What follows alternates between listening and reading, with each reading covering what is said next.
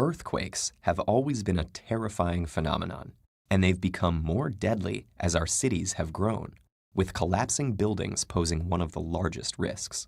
Why do buildings collapse in an earthquake, and how can it be prevented?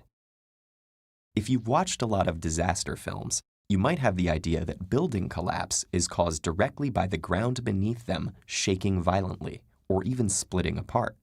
But that's not really how it works. For one thing, most buildings are not located right on a fault line, and the shifting tectonic plates go much deeper than building foundations.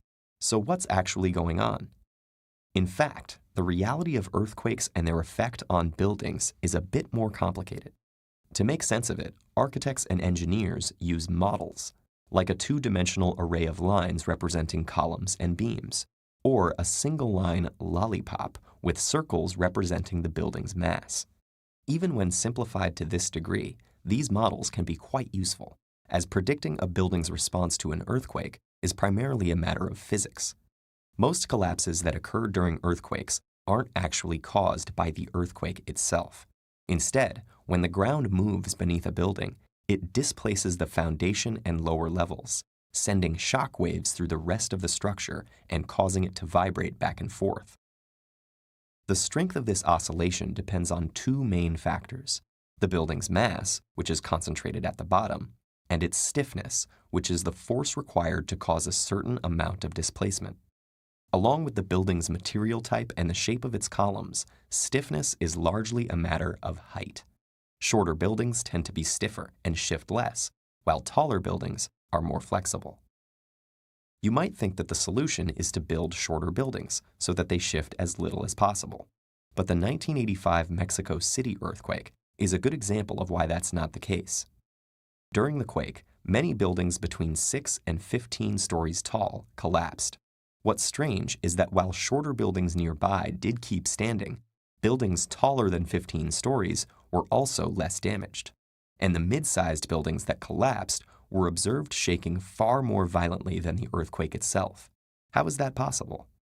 The answer has to do with something known as natural frequency.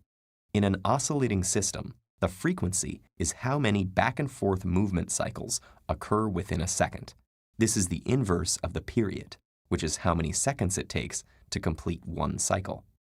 And a building's natural frequency, determined by its mass and stiffness, is the frequency that its vibrations will tend to cluster around. Increasing a building's mass slows down the rate at which it naturally vibrates, while increasing stiffness makes it vibrate faster. So in the equation representing their relationship, stiffness and natural frequency are proportional to one another, while mass and natural frequency are inversely proportional. What happened in Mexico City was an effect called resonance, where the frequency of the earthquake's seismic waves happened to match the natural frequency of the mid-sized buildings. Like a well-timed push on a swing set, each additional seismic wave amplified the building's vibration in its current direction, causing it to swing even further back, and so on, eventually reaching a far greater extent than the initial displacement. Today, engineers work with geologists and seismologists to predict the frequency of earthquake motions at building sites in order to prevent resonance-induced collapses, taking into account factors such as soil type and fault type, as well as data from previous quakes. Low frequencies of motion will cause more damage to taller and more flexible buildings, while high frequencies of motion pose more threat to structures that are shorter and stiffer. Engineers have also devised ways to absorb shocks and limit deformation using innovative systems. Base isolation uses flexible layers to isolate the foundation's displacement from the rest of the building, while tuned mass damper systems cancel out resonance by oscillating out of phase with the natural frequency to reduce vibrations.